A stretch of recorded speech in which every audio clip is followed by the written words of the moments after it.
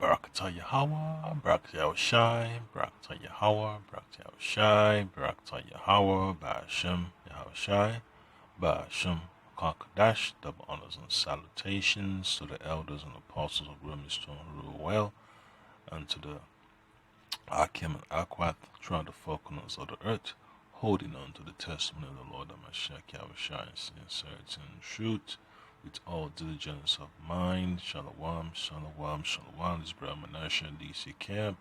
Short lesson for the hopeful elect. Yes, just for your edification, man. Because you see these little snippet from TikTok about the so-called government official in Illinois talking about the issues with ending cash bail, and making it look as if the criminals are going to be running rampant. But hey, that's part of prophecy. Things like that have to happen. Criminals are going to be running rampant when the law becomes lawless. When Babylon goes into a serious tailspin, you're gonna have a lot of anarchy in the streets. You saw that during the protests. Even with every protest that turns violent, and you have vandalism, you have assaults, you have murder and all that stuff, and then you have closure of highways and streets and all that. So it's just something you have to consider, and not to deviate much from the point. You just have to know how the legal system works. Somebody gets arrested for a crime.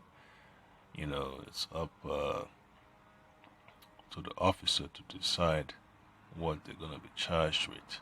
All right, and then the person is taken, to the precinct, held, and let me see, and held there for some time, and then if it's a serious offense,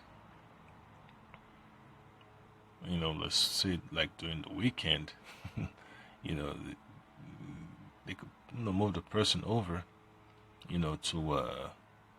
the county jail, till the courts open. All right. So brothers have been in the truth that been through the whole process. You understand how it works, and then you get the so-called public defender. If you if you don't have the money right then, or if you haven't had a chance to make a phone call, the public defender is going to be your so-called temporary. If you want to get a private lawyer, so your public defender, you know, gets a glimpse at your case, tries to petition the judge, to release you without granting, how you say, without asking for how you say it, for bail and all that stuff, you know.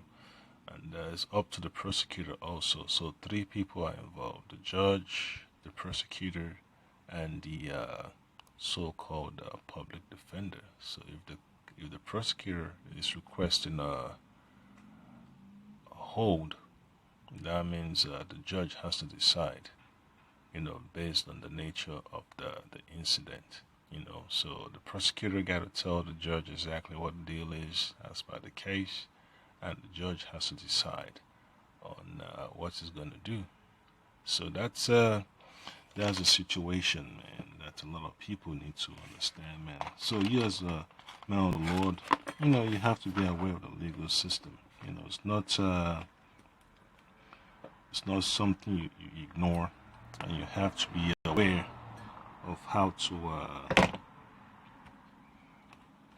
to apply the knowledge you have, because the knowledge of the legal system is in the books. You have access to it online also, and if you've been to a court trial, you've been to a courtroom, you understand how the system works. So all that, spreading of false information, it happens, but at the same time, you have to be well grounded in the so-called knowledge of the legal process. So I'm going to read from the book of Sirach. All right, book of Sirach, 11, verse 7. All right. So it says, blame not before thou hast examined the truth. Understand first, then rebuke. All right. So that's a process. So that's how you understand how to proceed. In a situation. It could be an argument where you have to decide, what child did what, who did what on the job and all that stuff. Just like HR, your human resources on the plantation, you got to check in to see what they were trying to do. So they got to interview people to see what's going on, because folks got to protect the money. They got to protect the business. So I read it again. Book of Sirach, chapter 11, verse 7. Blame not before thou hast examined the truth. Understand first, then rebuke. Even on the business, if you're a so-called supervisor, so-called manager, on the plantation, you have to apply these principles. So as a man of the Lord, you have to look prudently well to your going. Otherwise, if you make a rash decision without looking at the facts, you're going to end up looking like a jackass on the plantation, and that's a big red flag, to qualify a person for termination or being overlooked for a promotion and all that stuff. So you have to know how to be temperate in the decisions you make, right? So you got to be wise as a serpent and harmless as a dove. You got to have that spirit of balance, all right? So I'm going to also read from the book of Proverbs. Proverbs chapter 18, verse 13, okay? So it says this, he that answereth a matter before he heareth it, it is folly and shame unto him. So this is sound words of wisdom. You have to examine yourself if you have the facts, and before you could proceed, all right? Proverbs chapter 18, verse 13, he that answereth a matter before he heareth it, it is folly and shame unto him, all right? So when you have judges of our people, the nation of Israel, they have to listen to the parties involved in the incident, and then you got to bring in the witnesses to attest to what happened, and when you have a situation when there are no witnesses, you have to rely on the word of the Lord to see what the decision is going to be, because hey, Yaikwab always like to embellish, their stories, they like to inflate and deflate and conflate. So you have to know how to discern, between what's fact and what's just prayer,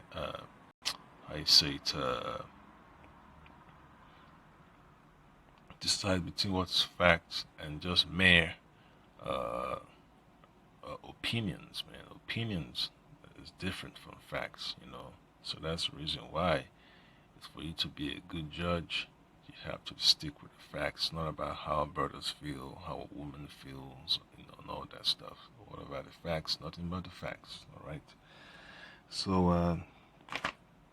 another precept you have to be aware of is what Yahushua mentioned in the book of Matthew chapter 5, okay? Matthew chapter 5, verse 25.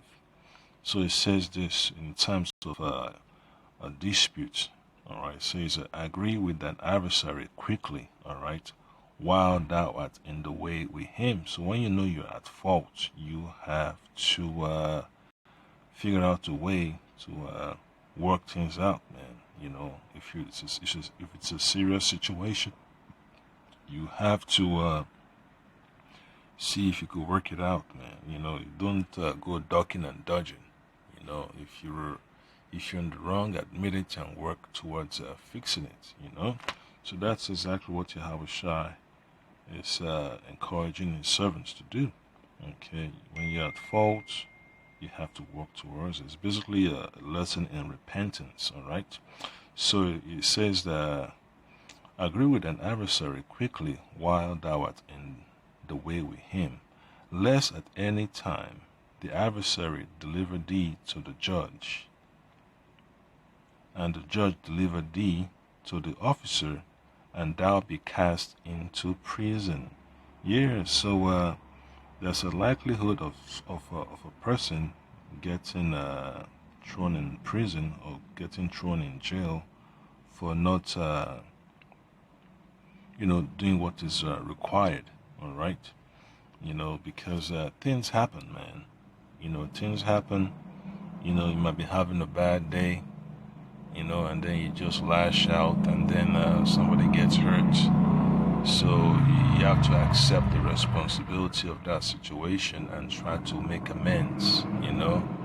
So that's why the Lord requires our people, to be patient in spirit and in truth, not to be in a rush to make a decision. The Lord is slow to anger, so why shouldn't we bear that type of quality, that type of spiritual attributes, slow to anger, and it's a blessing, man. Learn to be patient, man. Learn that spirit of long suffering. Okay, so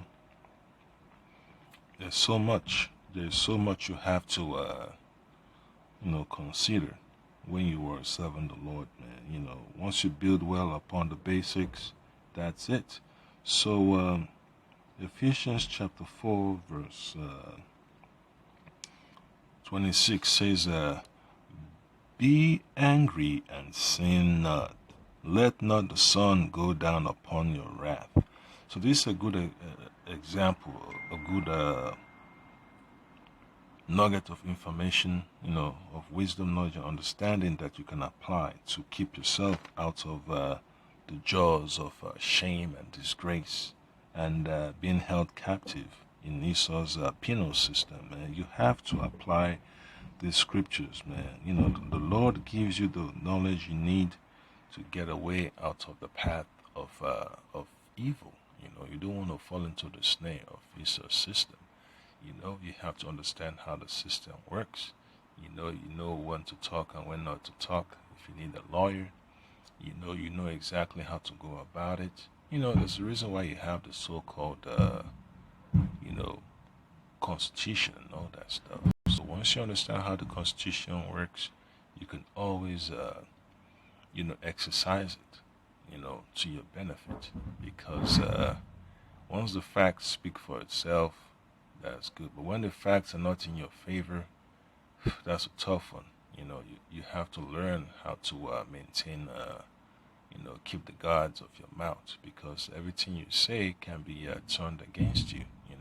Even with the so-called body cameras, that's helps, but at the same time, it's no guarantee, man. Because all these so-called digital systems could get corrupted, it could go missing and all that. So you have to understand, man. You're not dealing with a fair system.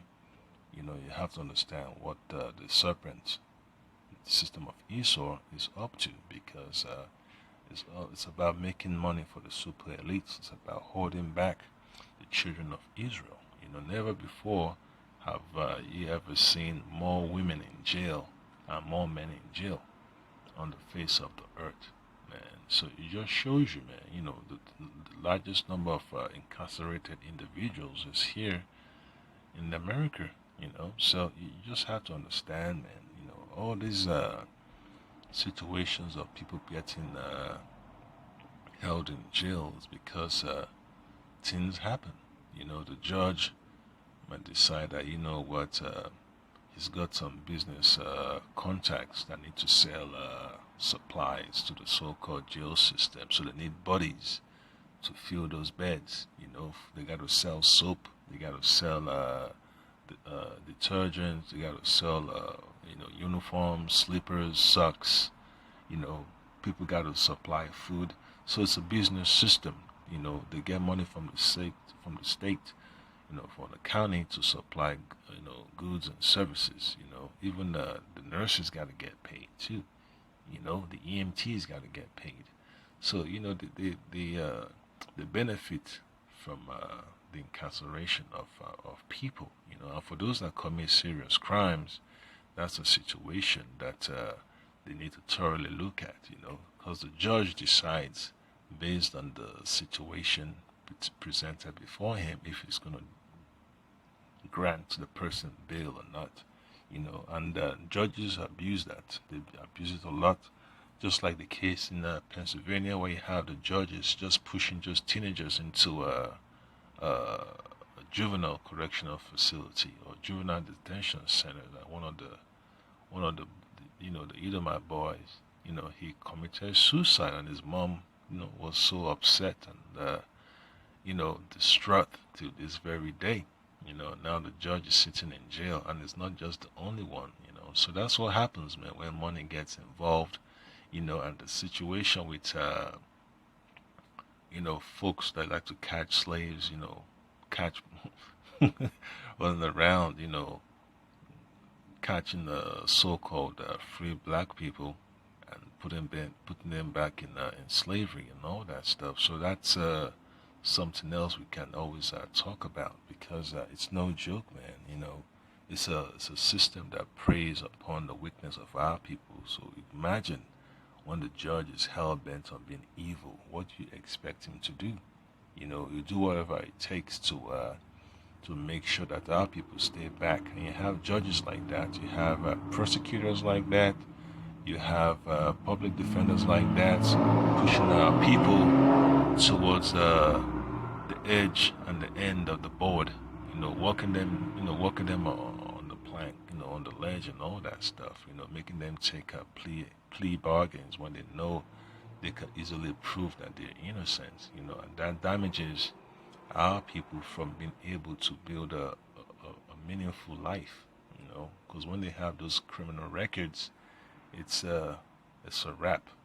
Who wants to hire a criminal? So that's why you have so many Jakes working these low-paying jobs, stressful jobs, man. They always got to smoke a joint just to feel relieved. And the ones that are able to get their acts together, they can always tell you about how they were able to go through the situation, what they had to do, to keep it together. All right. Even the man of the law can also tell you that, man. So there is no there is no secret about this, man. And when you read the book of Acts, you understand the malicious intent of the rulers. All right. So when the so-called criminal justice system is bent against holding our people back, that's what you see. What the apostles had to deal with.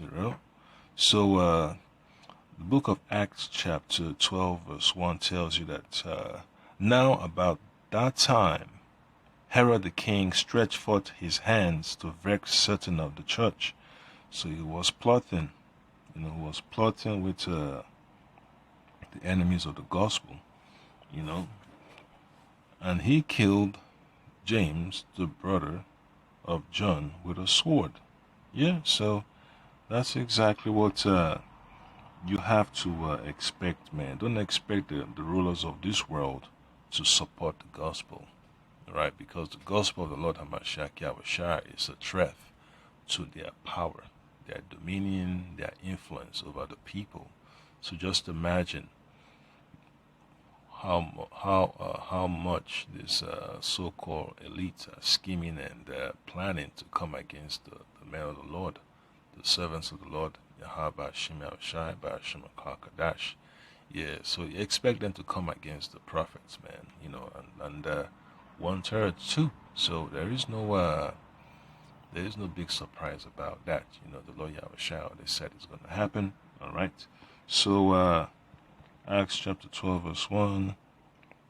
Now about that time, Herod the king stretched forth his hands to vex certain of the church. All right, became a persecutor of the church. All right, and he killed James, the brother of John, with a sword. So he ordered his men, to make a move on on the apostles, all right? And the apostle James got, got taken down, man, And then verse 3 says, and because he saw it pleased the Jews, all right, 2/3 of our people, he proceeded further to take Peter also. Then were the days of unleavened bread, all right? So this was like after the so-called, let me say so-called, man. After the day of the Passover, this was exactly what happened, because you know how Esau is, man. He always like to make a move when our people are vulnerable, okay? And when 2/3 are joining hand in hand with the enemy wants to, give them how you say it, give them a taste of crumbs, do something to boost their ego, because 2/3 always want to brag against the elect, the unjust is an abomination to the just, and the just is an abomination to the unjust. All right. So verse 4 says, and when he had apprehended him, he put him in prison and delivered him to 4 quaternions of soldiers to keep him. All right. And what was his intent? To do as he did before to James. All right. Intending after the Pesach to bring him forth to the people. So he wanted to make a public example of the apostle Peter. All right. So verse 5 says, Peter therefore was kept in prison, but prayer was made without ceasing of the church unto Yahweh for him. So that's exactly what the elites want, man. They want to have an opportunity for the men of the Lord, the elders, the apostles, the bishops, and 1/3 to be demonized, by the so-called general population, and they could use that, public opinion, in the court of public opinion to destable and, demolish and destroy the church, So you have to be aware of this power politics, man. The just want righteousness upon the face of the earth, while the unjust want to rule in terror and oppression over all the people of the earth, So you have to understand that juxtaposition, all right?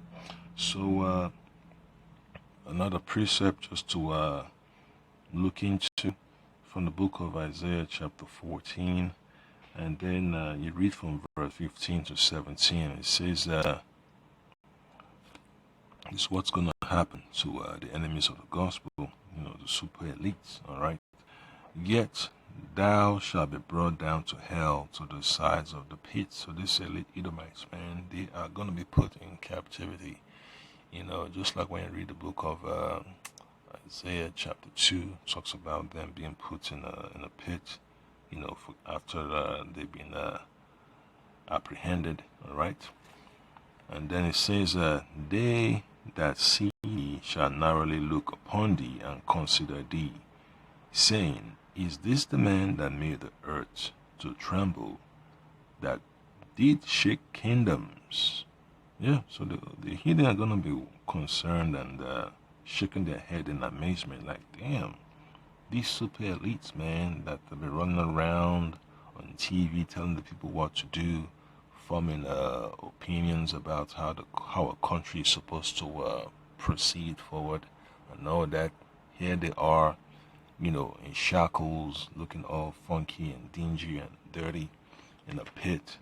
And then you have the man of the Lord glowing nearby, just,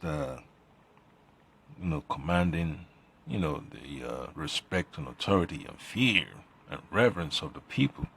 Yeah, so you're going to see that, with your own 2 eyes in those days, all right? And then verse 2 says, let me see, let me go to verse 16, all right? So it says, they that see thee shall narrowly look upon thee and consider thee, saying, Is this the man that made the earth to tremble, that did shake kingdoms? All right, because his power structure, made the lives of people, you know, unstable, shake the stability of a country, destabilize, just to keep it simple, you know, take nations' resources, declaring war against them and all that stuff, causing catastrophic damages and all that stuff, causing migration. Let me say unnecessary migration, all right? And then verse 17 says that made the world as a wilderness, destroying the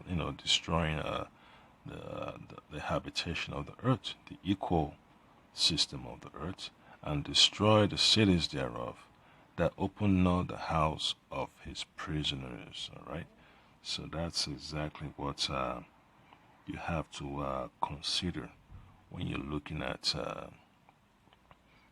what we have been presented with, man. Because the elite wouldn't mind, throwing the men of the Lord in a concentration camp, and then make a move. What else with their so-called guillotines?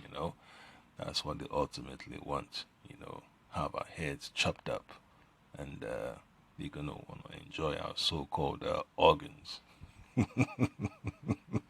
Imagine what they're thinking. Like, damn, we gotta get the brain of Menashe. Want to see what's going on with the hearts of the apostles. Yes, that's how crazy and sick they are, man. They're so desperate to hold on to power, and they use whatever means of instrument in their trick bag to control the people. All right, so just to wrap this up, man, the book of Psalms, chapter 79, verse 11 says this. This is our prayer to the Lord Hamashiach Yahushai. Okay. You know what? Let me start from verse 10. All right. So it says, Wherefore should the heathen say, Where is their power? Let him be known among the heathen in our sight, by the revenging of the blood of thy servants, which is shed. So when they come against us, expect, the Lord to make a move against them too, just like Herod, slayed James, the brother of John, and they also wanted to make a move against the head apostle Peter, and the Lord made an intervention. Expect that to happen again. So that's why I read Psalms chapter 79, verse 11. All right, this is the elect, petitioning the Lord. Wherefore should the heathen say, Where is their power? Let him be known among the heathen in our sight, by the revenging of the blood of thy saints. Yeah, by the revenging of the blood of thy servants, which is shed. So that's exactly what you have to remember when you're reading the book of Revelation. It talks about the saints that had their heads beheaded, had their head taken off by the beast, and spirits were complaining continually unto the Lord for justice and judgment. All right. Verse 11, Let the sign of the prisoner come before thee, according to the greatness of thy power. Preserve thou those that are appointed to die. Yep. So that's what we're praying for, man. So that's the point. That's the point. That's the point. And when you read verse 12, it tells you, And render unto our neighbors sevenfold into their bosom their reproach, wherewith they have reproached thee, O Lord. And that's what we're looking forward to. We're looking for the Lord to make a move on the enemies of his servants, the enemies of his laws, statutes, and commandments, all right? And it's going to be beautiful, man. It's going to be beautiful. Then verse 13 says, so we thy people and sheep of thy pasture will give thee thanks forever. We will shew forth thy praise to all generation, and that's Psalms 149, man. You gotta sing that song, man. You gotta sing that song, with a two-edged sword in your hand and about to make a move and to put elites in the kingdom. So that's the point that I came up to Ratazar, the Lord Hamashak Yavashai, Basham Kakadash. We continue to bless and sharpen your minds to understand the situation we are confronted with, man, to understand how this society operates on the broken minds of our people, and how we can get ourselves repaired so we don't become a victim in these last days, and lose our faith. You gotta hold on firmly. You gotta hold on firmly. That's exactly what the Lord wants us to do, to endure all the way unto the end. Shalom.